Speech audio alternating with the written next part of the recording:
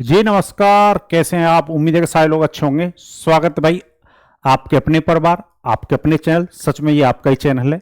आप लोग इतना सपोर्ट करते हो, उसकी वजह से ही सारी चीजें सही चल रही है। तो मैं आपके लिए एक इन्फॉर्मेशन लेकर आया हूं, और ये जो इन्फॉर्मेशन है लगभग सच होने जा रही है। ठीक है, नेक्स्ट 3 मंथ का एग्जाम शेड्यूल जो आएगा, अभी नहीं आएगा, थोड़ा टाइम बाद आएगा। अब ये मत सोचना कि कल ही आ जाएगा या परसों ही आ जाएगा।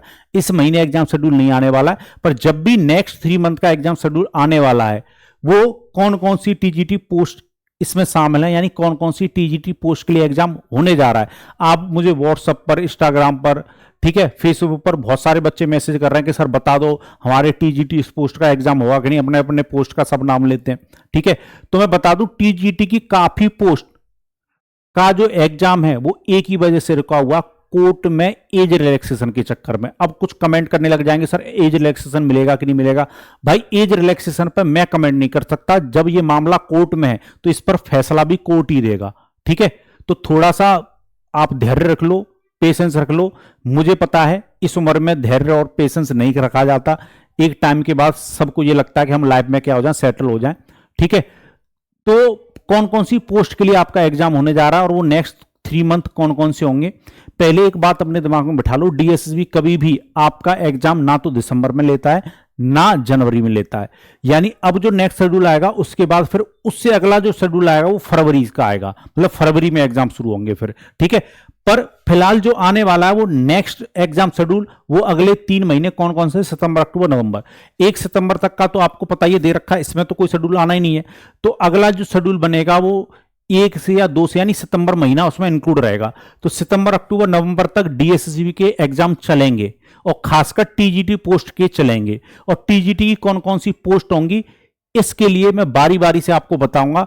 वो पोस्ट वाले एग्जाम की तैयारी करते रहो। मैं बता दूं वैसे डीएसएसबी की कोई भी पोस्ट हो भाई, हर पोस्ट वाले प्लीज तैयारी करते रहो।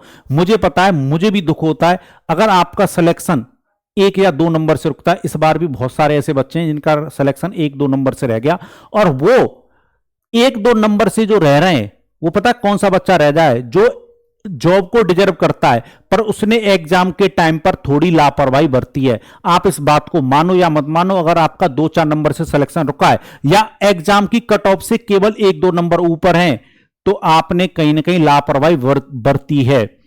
इस बार भाई एक बार जोर लगा लो, जिनका भी अपॉर्चुनिटी है, जिनके पास भी एग्जाम देने की अगली डीएसएसबी टीजीटी के एग्जाम की अपॉर्चुनिटी है, वो एक बार बहुत अच्छे से जोर लगाओ। इस बार जॉब को मत जाने दो। खासकर वो बच्चे जो कुछ कुछ नंबर से कट ऑफ से थोड़ा ऊपर गए या कट ऑफ से थोड़ा नीचे रह गए, वो जरूर जोर लगाओ, क्योंकि आप डिजर्व करते हो। इस बार नहीं तो अगली बार तो पक्का आप एग्जाम फोड़ोगे। ठीक है, और मैं बता दूं भाई हमारा बैच भी आ रहा है जो 10 जून से शुरू हो जाएगा। जबरदस्त बैच है जिसमें आपको पुराना वाला बैच पूरा बीओडी की फॉर्म में मिल जाएगा। और साथ में मैं बता दूं इस बैच में मैं आपको वो चीज देने जा रहा हूं जो अभी तक मैंने नहीं दी है। ठीक है, वो चीज क्या है कि आपको कंसेप्ट आने के बावजूद भी आप जब एग्जाम में क्वेश्चन को लगाते हो तो कैलकुलेशन की वजह से विद इन टाइम क्वेश्चन को सॉल्व नहीं कर पाते। तो उस कंसेप्ट को लगाने के बाद जो आपकी कैलकुलेशन बन रही है, उस कैलकुलेशन को छोड़कर क्या और तरीका अपनाया जा सकता है जिससे आप करेक्ट ऑप्शन तक पहुंच जाएं। ये सारी चीजें मैं जय हो 2.0 बैच में सिखाने जा रहा हूं।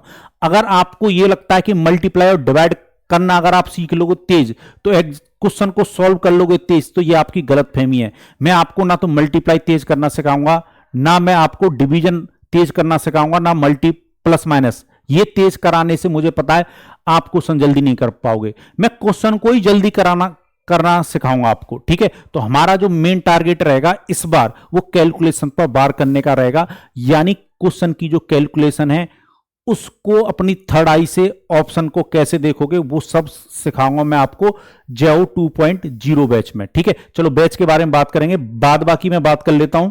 बैच के बारे में थोड़ी देर में बात करेंगे, बाद बाकी में बात कर लेता हूं। टीजीटी कंप्यूटर साइंस वाले भाई तैयार रहो।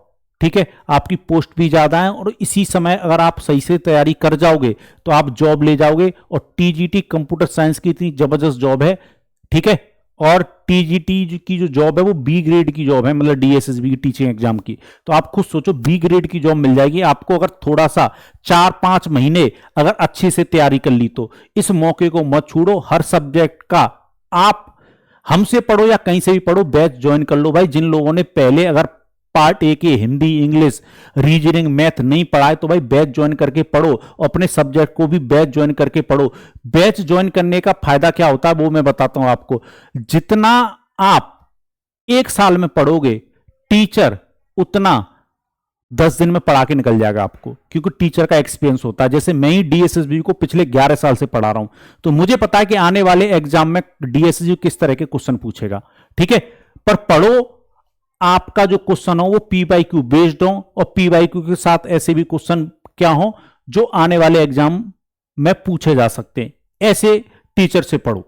चले, बाद बाकी टीजीटी स्पेशल एजुकेशन वाले भी तैयार रहो, आपका भी एग्जाम होने जा रहा है भाई इसी वाले शेड्यूल में। और पीआरटी स्पेशल, मतलब दोनों हैं, स्पेशल तो दोनों, पीआरटी और टीजीटी दोनों। बाद बाकी डोमेस्टिक साइंस वाले भी भाई तैयार रहना। ठीक है, और मैं बता दूं, अब आपके दिमाग में आ रहा हो सर असली चीज तो बताओ। असली चीज क्या है? असली चीज ये कि what about DSSB, TGT, other post. तो मैं बता दूं, अगर कोर्ट का फैसला आ गया, ठीक है, अभी कुछ टाइम में एज रिलैक्सेशन को लेकर, तब तो आपका एग्जाम की कुछ और पोस्ट, ठीक है, कुछ भी जो पोस्ट हैं, कुछ पोस्ट, सारी पोस्ट नहीं, कुछ पोस्ट का एग्जाम सितंबर, अक्टूबर, नवंबर में होने के चांस हैं, मतलब नेक्स्ट 3 मंथ में। ठीक है, बाद बाकी का जो शेड्यूल पहुंचेगा वो कब पहुंचेगा? फरवरी में। यही मैं बात आपको समझाने जा रहा हूं। पर अभी इसके लिए हमें किसका वेट करना पड़ेगा कि कोर्ट इस पर कोई फैसला दे और आपका एग्जाम जिस तरीके से चल रहे थे स्मूथली उसी तरीके से हो। मैं ना तो भाई ये मत सोचना मैं एज रिलैक्सेशन के खिलाफ हूं, मैं भी चाहता हूं कि एज रिलैक्सेशन मिल जाए आपको। ठीक है, चलिए, तो भाई एक तो ये चीज थी। बाद बाकी मैंने अभी आपको बताया कि ये मैंने बता चुका हूं आपको डीएससी कौन कौन सी पोस्ट के एग्जाम होने जा रहे हैं सितंबर, अक्टूबर, नवंबर में, ये तो मैंने बता ही दिया। ठीक है, बाद बाकी मैं जो ये बताना है कि हमारा जो बैच है भाई वो 10 जून से शुरू हो जाएगा। 10 जून आने वाली है और आप एकदम अपनी सीट बुक कराकर इस बैच में बैठ जाओ। काम मेरा है, मैं आपको वो कंटेंट दूंगा जो जबरदस्त होगा, जो डीएसएसबी ओरिएंटेड होगा। डीएसएसबी का कोई भी एग्जाम हो, कोई भी पोस्ट का एग्जाम हो, वो मटेरियल मिलेगा आपको जो आपको वाकई में एग्जाम निकालने के लिए चाहिए। डीएसएसबी ओरिएंटेड बैच रहेगा। इस बार हम कैलकुलेशन पर भी बात करेंगे। बहुत सारे बच्चे मुझसे ये पूछ रहे हैं सर 1.0 यानी जो जयो बैच अभी कंप्लीट हुआ है वो उस वाले बैच में और इस वाले बैच में क्या फर्क है? तो बस थोड़ा सा जो फर्क है वो बहुत ज्यादा फर्क लाने वाला है। वो ये लेके मतलब जो इसमें जो मैं आपको सिखाने जा रहा हूं कि अगर कंसेप्ट के बावजूद भी, कंसेप्ट आपको आ रहा है पेपर में, कंसेप्ट के बावजूद ही विद इन टाइम अगर आप क्वेश्चन सॉल्व नहीं कर पा रहे हो तो फिर कंसेप्ट का कोई फायदा नहीं है। तो कहने का मतलब यह कि अगर कंसेप्ट से भी आप कैलकुलेशन में फंस गए तो आप फिर दूसरे तरीके से क्या अप्रोच आपकी हो सकती है कि आप जल्दी सोच जाएं कि भाई ये आंसर होगा। ये सारी चीजें सीखोगे, पर उसके लिए मुझे शुरुआत में बहुत सारी चीजें आपको सिखानी होंगी और सिखाने की जो शुरुआत हो रही है वो हो रही है 10 जून से। ठीक है, तो मैं ये कहूंगा जाइए हमारे एप्लीकेशन पर जाइए, जिस नाम से हमारा यूट्यूब चैनल है उसी नाम से हमारा एप्लीकेशन है। एप्लीकेशन पर जाइए, अपने आप को पहले रजिस्टर कीजिए। एप्लीकेशन जैसे ही आप डाउनलोड करोगे तो रजिस्टर करना है। कुछ बच्चे पूछते हैं सर पासवर्ड क्या है, तो मैं बता दूं पासवर्ड आपको खुद का बनाना पड़ता है, जो भी आप बनाना चाहें, जो भी सुंदर सा। ठीक है, चलिए, और फिर पेड क्लास में आप जाकर 599 में आप इस बैच को ज्वाइन कर सकते हो। इसमें PYQ टिल 2026 वो भी मिलेगा। क्वेश्चन को करने की स्मार्ट अप्रोच भी आपको मिलेगी। सारे PYQ भी कवर हो लेंगे, यानी एक ही जगह आपको सब कुछ मिल जाएगा। पर फिलहाल दीजिए अनुमति, हंसते रहिए, मुस्कुराते। नेक्स्ट क्लास में फिर से मिलेंगे आपसे। जय भारत।